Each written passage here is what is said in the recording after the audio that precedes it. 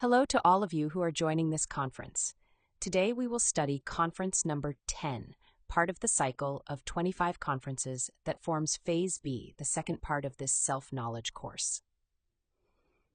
In previous conferences, we have spoken about the initiatory path. This path is composed of 3 great works. These works that we must accomplish are symbolically represented as mountains to climb, as an analogy for the challenges involved in this inner work. If you reflect on what it means to climb a mountain, you will understand why this work is described in this way. Climbing a mountain is a very demanding effort. The higher you go, the greater the effort and sacrifice required. Many people abandon the climb at a certain point, and only a few reach the summit.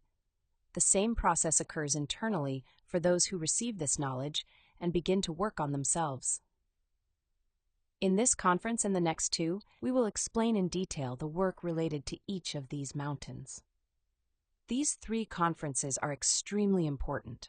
If we clearly understand the path and its stages in advance, we will be able to recognize them once we begin to live them. For example, when we speak about the trials that must be experienced at a specific initiation, you will understand why you are going through certain experiences at that moment. You will also know in advance what you must do to continue progressing and what the next step is. Even when we discuss the initial steps required to begin the path, this information is valuable for everyone because it clearly shows what must be done to start the work. The knowledge we receive here is very important. It was given by masters who have already achieved self-realization in order to help all who are willing to work on themselves find the practical tools that can lead them to self-realization. And what is self-realization? It is the liberation of the totality of our soul, the awakening of 100% of our consciousness, and the complete union with our own inner being. Internally, this process is accomplished by climbing these 3 mountains. In today's conference, we will focus on the work of the first mountain, the first great work of creation that must be completed on the path towards self-realization. The objective of this session is to identify when the initiatory path begins, what works must be carried out, and how the ascent of the first mountain unfolds. We begin this work by receiving the knowledge. Once we receive it, we become aware that there is an inner path to follow, and that there are techniques and tools that allow us to start and advance on that path. At first, we all begin as sympathizers of this knowledge. We listen to the conferences and reflect upon them. At that moment, 2 paths open before us. One path belongs to those who decide whether to believe or not believe in the knowledge they receive, but who never truly practice it to verify it. They remain at the level of sympathizers. The other path is taken by those who, after receiving the knowledge, decide to practice it and verify it for themselves. Anyone who applies this knowledge begins to experience its results. They verify the effectiveness of psychological death, the regenerative process, and the power that is gradually recovered through chastity and the wise use of sexual energy. They begin to repay their karmic debts through conscious sacrifice for humanity, and the principles of conscious love start to develop within them. This practical individual is the one who succeeds in igniting the sacred fire and beginning the ascent of the first mountain, where the development of the human soul takes place.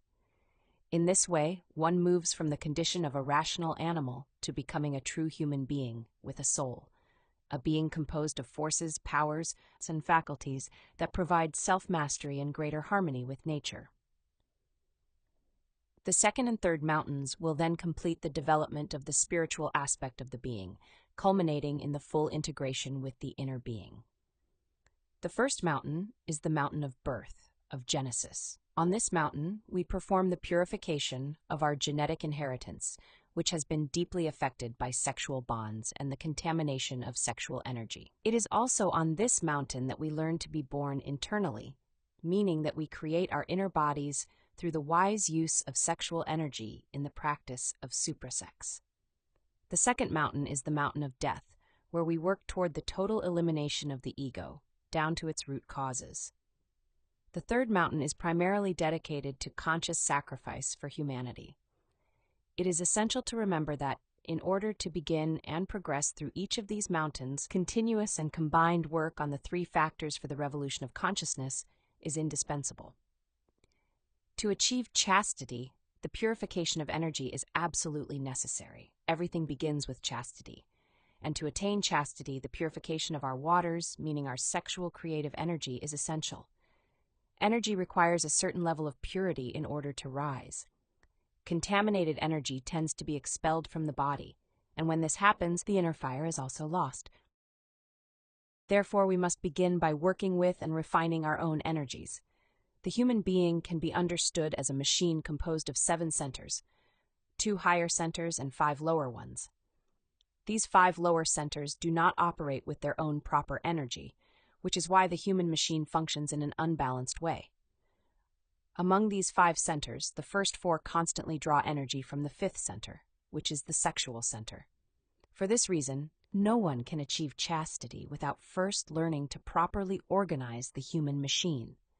In other words, the 5 centers must begin to function correctly, each one operating with its own corresponding energy. Only in this way can we produce hydrogen-12, which corresponds to the sexual center. As long as this inner work is not carried out, progress will be impossible. The sexual energy will remain unstable, just like the other centers, and imbalance will continue. Hydrogen-12 is the natural energy of sex, the energy through which the sexual center functions in a healthy and balanced way. When this energy is transformed through scientific chastity, it becomes Si-12. This transformation occurs through the elimination of the subtle psychological elements that constantly appear within us, such as lust, pride, revenge, hatred, anxiety, and similar defects. These psychological details steal and destabilize sexual energy, preventing the achievement of chastity, since the centers are not functioning with their own proper energies. Each center takes energy from another. All of them, in one way or another, draw from the sexual center. At the same time, the sexual center, in order to function, may also draw from the others. The result is a completely unbalanced human machine. This produces a chaotic exchange of energies that does not lead to harmony, but instead continues to feed psychological defects, making it impossible to enter the initiatory path. Anyone who wishes to balance the human machine must begin to eliminate psychological defects. No matter how subtle their expression may be, we must request their elimination from the Divine Mother. We must remain in continuous self-observation, identifying defects that attempt to manifest through our emotions, thoughts, actions, and words. By doing so, we can correct our inner functioning, preserve the energy of the centers, and gradually restore balance to the human machine.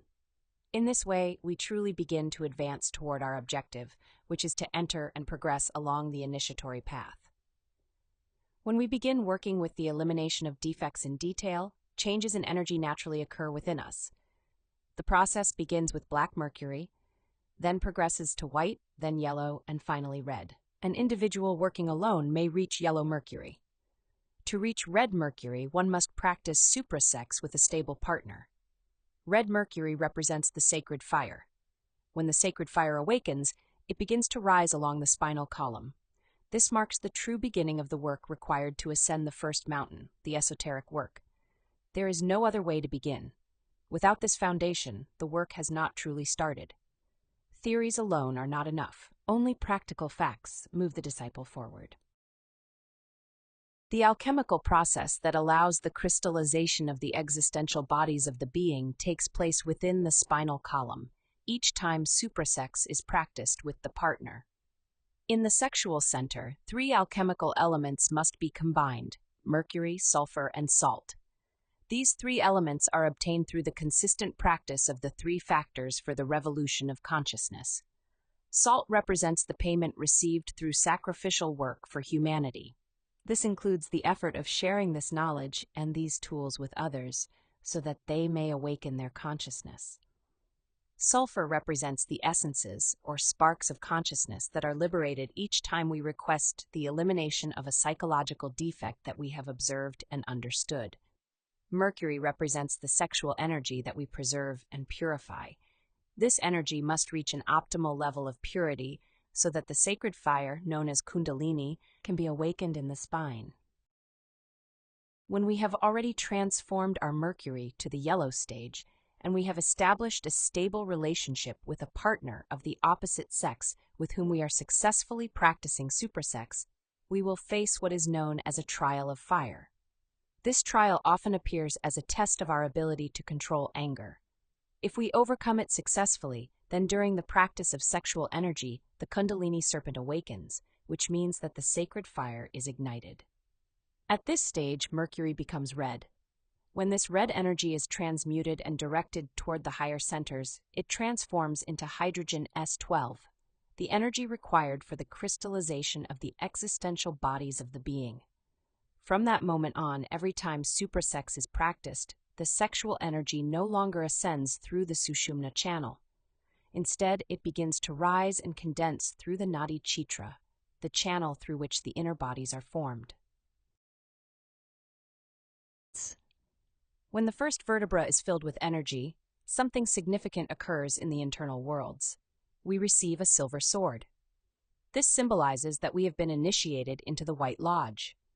This sword is small, with a white handle, and it must be placed immediately at our belt, because the Black Lodge will attempt to take it away.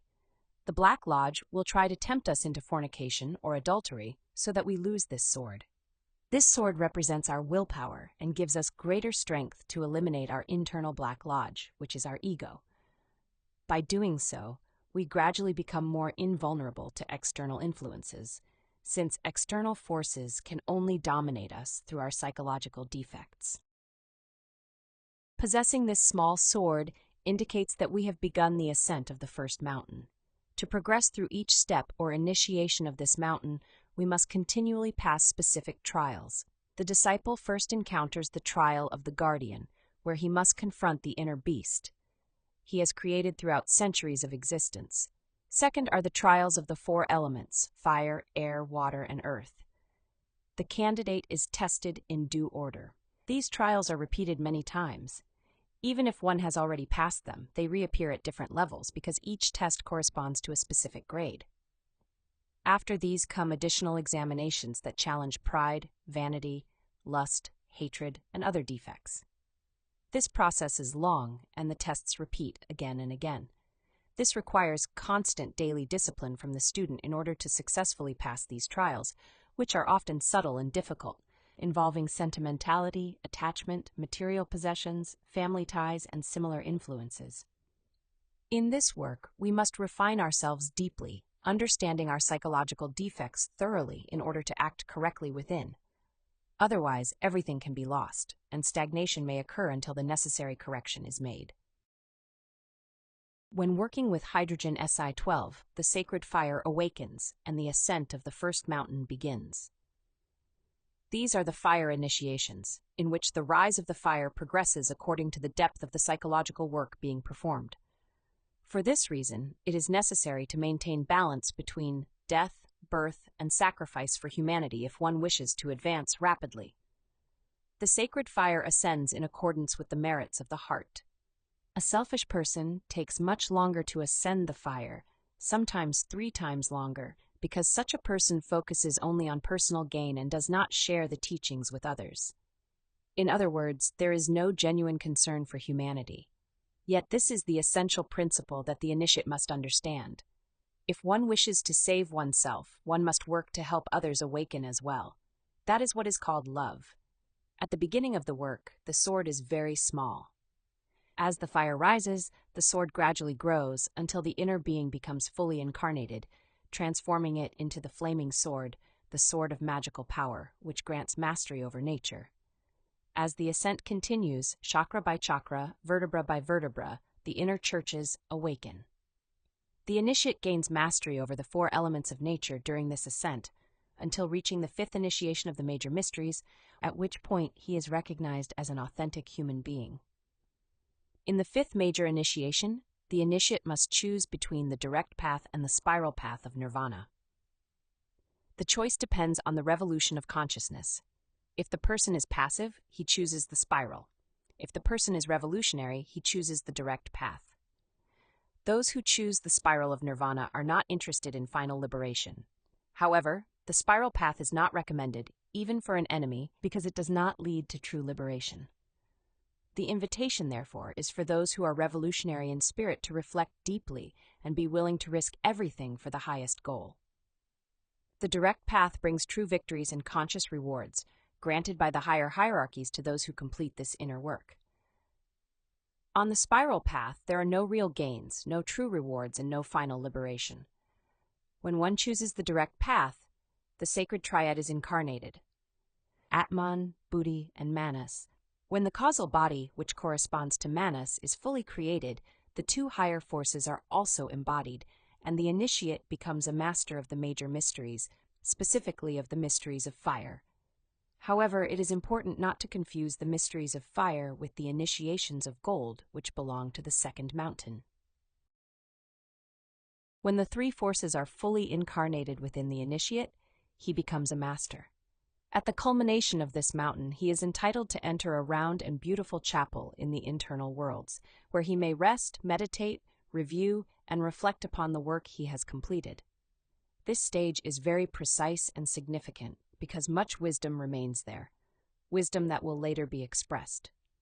After this period of reflection, he renounces that state of happiness and prepares to begin the second mountain. Once we have acquired a human soul, we may unite it with our divine soul. From the union of these two souls, human and divine, the intimate Christ is gestated within. This event represents the celebration of the Christmas of the heart, and it marks the beginning of the ascent of the second mountain. We will explore the process of the second mountain and the development of the intimate Christ in detail in the next conference. Thank you all very much for participating in this session. Remember that you may always send us any questions or doubts you have about the subject, and we will be happy to respond. Until the next conference.